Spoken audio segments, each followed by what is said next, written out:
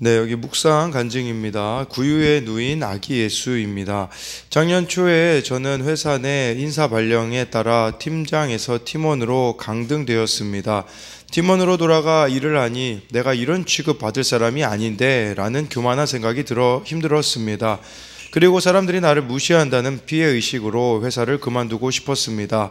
그때 하나님은 저를 고난 가운데 있는 청년부 지체들의 이야기를 듣는 자리로 부르셨고, 그곳에서 저는 지체들과 함께 말씀으로 삶을 나누며 현재를 살아갈 힘을 조금씩 얻게 되었습니다. 그러다 후배 직원이 갑작스러운 퇴사로 저는 그가 하던 예산 관련 업무를 맡게 되었습니다. 저보다 한참 어린 계약직 직원에게 자잘한 내용을 묻고 확인을 받아야 하는 상황이 밤에 양을 치는 목자가 된 것처럼 수치스럽게 느껴졌습니다. 마음을 겨우 다스리며 업무를 하다 보니 연말 예산 결산 시기가 찾아왔습니다. 평소에도 예산 관련 업무를 업신 여기던 터라 예전 담당자에게 들은 대로 예산 결산은 회계 결산을 하는 옆 부서에서 해야 할 일이다 라고 팀에 이야기하고 업무도 제대로 진행하지 않았습니다. 그러다 저는 계약직 직원마저 퇴사하여 예산 결산을 혼자 해야 하는 상황을 맞닥뜨렸습니다. 저는 옆 부서를 향한 원망과 왜 나는 여전히 이럴까라는 자책으로 주말까지 출근하여 업무를 진행했습니다. 그때 마침 저는 청년부 수련회에서 직장 고난이라는 주제로 온라인 강의를 해야 했습니다. 강의 시청자들의 사전 질의 목록을 열어보는데 한 청년이 여가를 즐기기 위해 일하고 돈을 버는 건데 직장에서는 공과 사를 구분하지 않고 일하기를 원하잖아요. 어떻게 대처할 수 있나요? 라고 질문한 내용이 눈에 들어왔습니다. 동시에 제가 직장에서 제 권리를 주장하며 일은 적게 하고 내 시간은 소중히 여기던 모습이 떠올랐습니다. 그러면서 그동안 내게 직장이 고난이었던 이유는 직장에서 십자가를 지기 싫어했기 때문이구나 라고 깨닫게 되었습니다. 이 화창해 보이던 예산 결산 업무가 구유에 누인 아기 예수님 같이 느껴졌고 제가 얼마나 교만한 자인지를 인정하게 되었습니다. 이후 주님의 은혜로 강의를 인도하고 예산 결산 업무도 잘 마무리했습니다. 이제는 밤에 자기 양떼를 지키던 목자들처럼 저의 십자가를 지고 하나님께 영광을 돌리는 삶을 살기 원합니다. 적용하기입니다. 하찮아 보이는 업무도 아기 예수님을 만난 것처럼 기쁘게 여기며 감당하겠습니다. 성탄절을 맞아 그동안 연락이 끊긴 친구와 이웃에게 연락하고 안부를 묻겠습니다.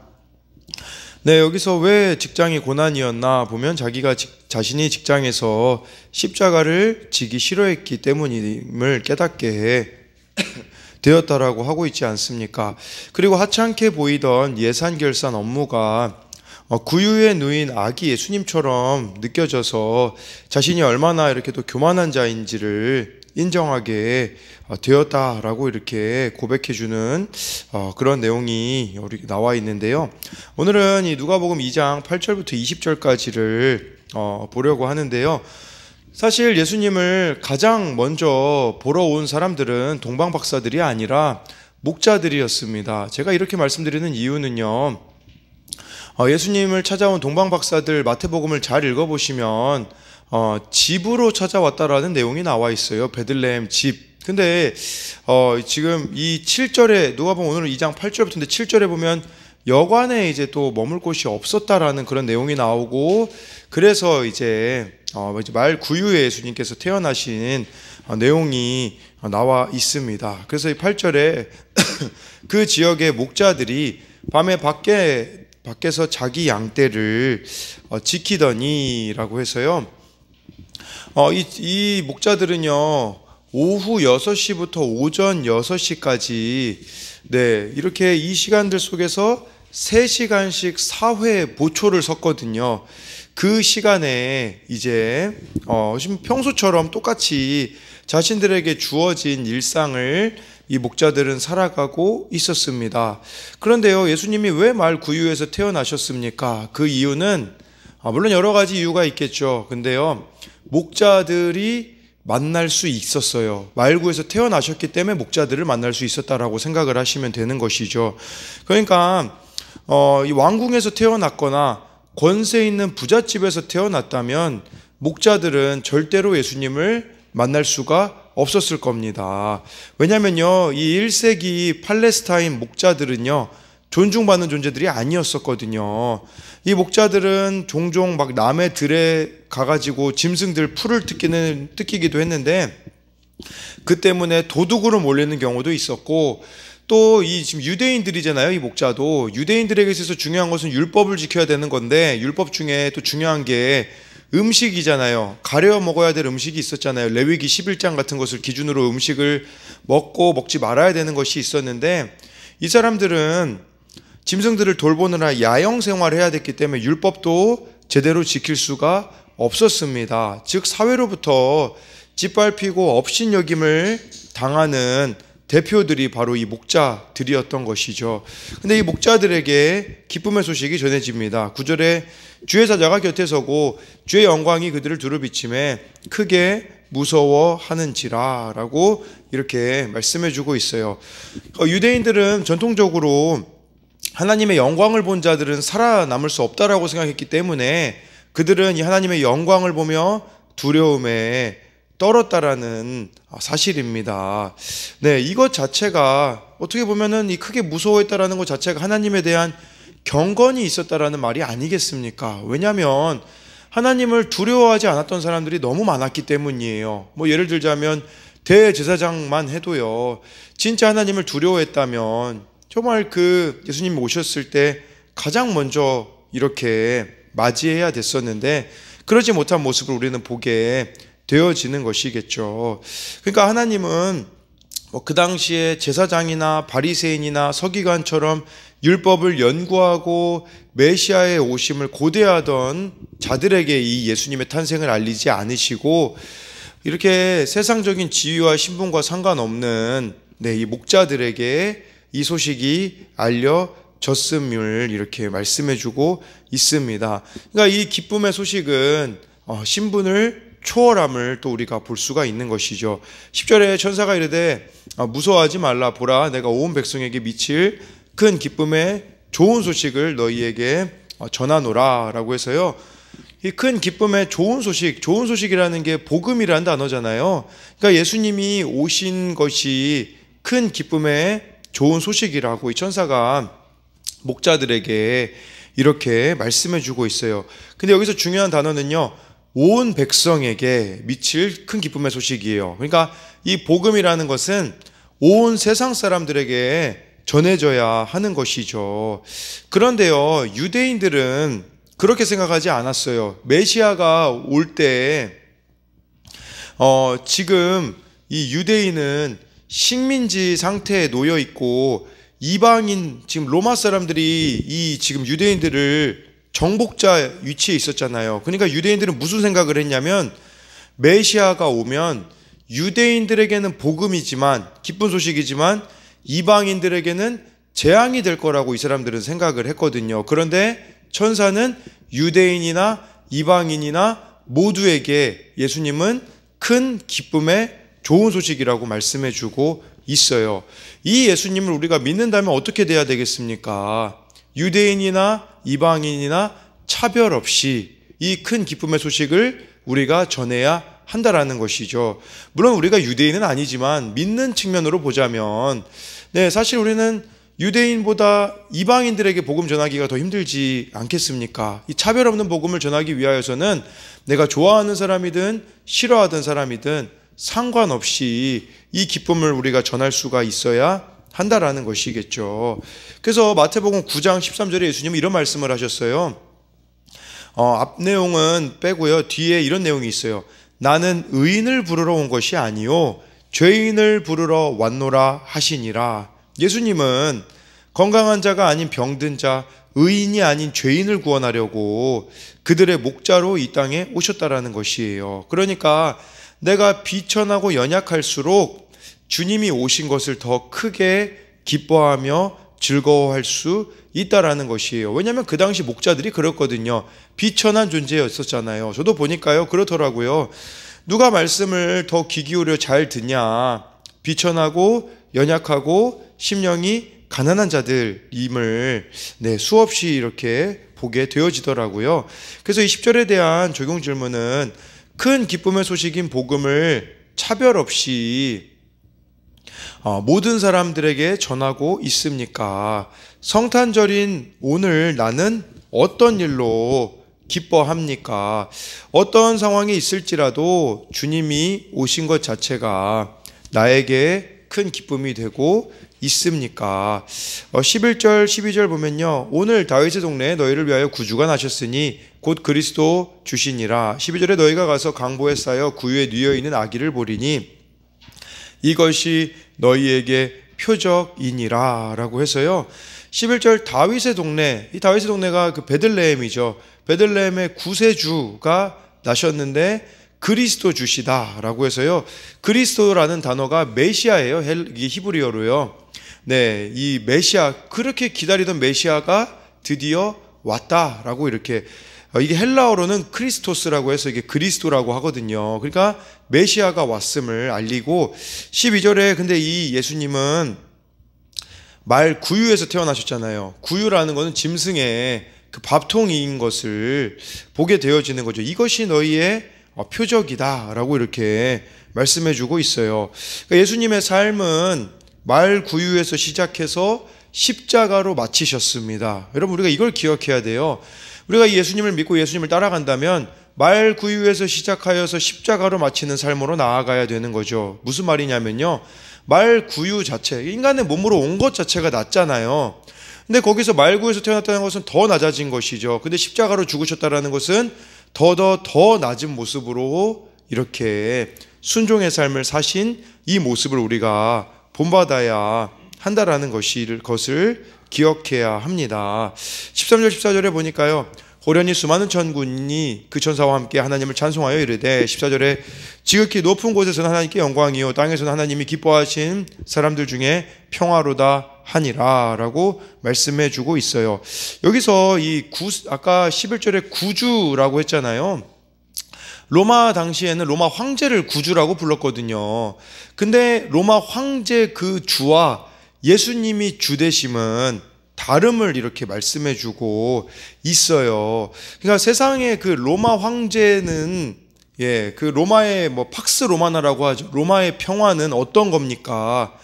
힘과 권력으로 이루어지는 일시적인 그런 평화가 로마의 평화라면, 예수님으로부터 오는 평화는 그런 평화가 아님을 이렇게 말씀해 주고 있습니다. 힘에 의한 공포로 인한 평화가 아니라 예수 그리스도로 인한 기쁨과 평화는, 바로 우리가 예수님의 그 사랑의 다스림을 받을 때에, 다른 사람을 나보다 더 나은 존재로 여겨지는 속에서 이루어지는 평화라고 볼 수가 있는 것이겠죠. 그래서 우리도 한번 23절 14절 적용으로 한번 고민해 봐야 돼요. 내가 속한 가정, 직장, 교회에서 어떻게 예수님으로 인한 평화를 이룰 수 있겠습니까? 15절에요. 그 천사들이 떠나 하늘로 올라가니 목자가 서로 말하되 이제 베들레헴으로 가서 주께서 우리에게 알리신 바 이 이루어진 일을 보자 하고 라고 해서요, 이 천사들로부터 예수님의 오심을 들은 목자가 서로 말하면서 바로 베들레헴으로 가자고 말씀해 주고 있어요. 그러니까 하나님의 말씀이 우리 마음과 생각에 머물러서는 안 된다라는 것이죠. 다른 사람에게 전해야 되는 거예요. 우리가 큐티하는 것도 깨닫는 거 너무 중요합니다. 근데요, 깨닫는 것보다 더 중요한 것은 그 깨달은 말씀을 가서 순종해야 되는 것을 기억해야 되는 거죠. 그래서 큐티만 하면 안 돼요. 큐티하고 기도해야 되는 거죠. 성령께서 이 일들을 감당할 수 있게끔 해주시도록 우리가 이렇게 기도로 나아가야 하는 겁니다. 근데 이거 얼마나, 지금 한번 근데 목자가요, 양들을 버려두고 갔을 거란 말이죠. 이 기쁨의 소식을 들으면요, 이렇게 되어지는 거예요. 그러니까 막 베들레헴으로 양떼를 어떻게 하는지 상관없이 그냥 베들레헴으로 가고 있는 이 목자의 모습은, 우리가 이렇게 복음을 전하는 자로서 지금 복음 전하러 가는 거잖아요. 목자들이 기쁨의 소식을. 그러면 복음이 아닌 다른 무엇에 시선을 빼앗겨서는 안 된다라는 것이에요. 정말 예수님이 얼마나 크고 위대한 분임을 여러분들이 고백하고 깨닫는다면 다른 것이 신경 쓸 경황이 없게 되어진다라는 것이에요. 또 이 모습을 한 가지 더 다른 모습으로 보자면 예수님께 지금 나아가고 있는 이 목자들의 모습을 우리가 보면 이처럼 우리가 복음을 들었다면 어떤 상황이든 어떤 환경이든 예수님께 나아가는 이러한 모습들이 우리들에게 있어야 한다라는 것이에요. 그래서 이 15절에 대한 적용 질문은 나의 마음과 발걸음은 어디를 향해 가고 있습니까? 인생의 문제들을 늘 구원의 관점에서 바라보고 있습니까? 네. 16절 17절에요. 빨리 가서 마리아와 요셉과 구유에 누인 아기를 찾아서 17절에 보고 천사가 자기들에게 이 아기에 대하여 말한 것을 전하니 라고 해서 네, 이 지금 가장 영광스러운 모습으로 계셔야 하는 하나님의 아들 예수님이 가장 초라하고 비천한 모습으로 오셨죠. 그래서 이 가장 초라하고 보잘것없는 상태에서 이 기쁨의 소식은 전해졌습니다. 그러니까 예수님의 이런 말 구유에 누인 아기를 찾았다라고 하잖아요. 말 구유에서 태어나신 것은 세상으로부터 영광을 취하러 오신 분이 아니라 예수님은 하나님의 뜻에 따라 고난받기 위해 또 고난받고 죽기 위해 이 땅에 오셨잖아요. 예수님에게는 세상적인 영광은 관심의 대상이 아니었어요. 오직 하나님의 뜻과 영광만이 예수님의 마음에 가득하였던 것이죠. 여러분, 우리가 영광이라는 단어를 잘 생각해 봐야 돼요. 많은 사람이 하나님의 영광을 위해서 살아간다고 하거든요. 요한복음에 보면요, 영광이 무엇인지 사도 요한이 기록했거든요. 요한복음에서 말하는 영광은 십자가입니다. 네, 그래서 우리들이 취해야 될 영광도 바로 말구유 십자가, 아까 말씀드렸던 것처럼 낮아짐, 십자가 지는 삶임을 기억해야 하는 것입니다.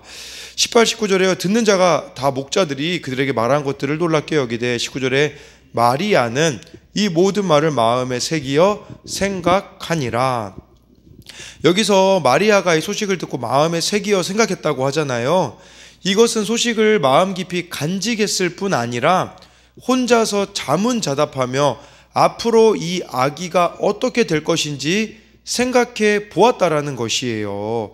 여러분, 이 복된 소식을, 예수님의 기쁨의 소식을 많은 사람들이 그래도 들었잖아요. 목자들 뿐 아니라 18절에 듣는 자가 라고 이렇게 말한 걸 봐서 이 소식을 들었던 사람들은 많이 있어요. 근데 다 믿음을 갖게 되지는 않았을 거예요. 그래서 근데 이제 마리아는 이걸 통해서 믿음을 가졌다라고 볼 수 있거든요. 믿음은 말씀을 듣고 마음에 간직하고 싶어 묵상하는데 생겨난다라는 거예요.